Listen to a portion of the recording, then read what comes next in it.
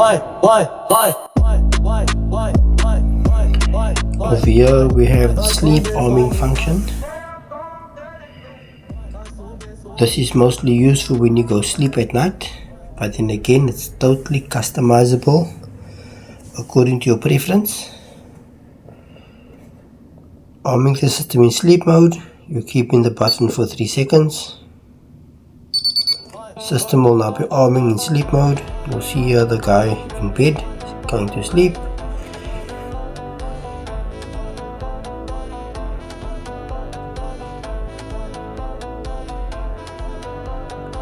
You have now successfully armed the system in sleep mode.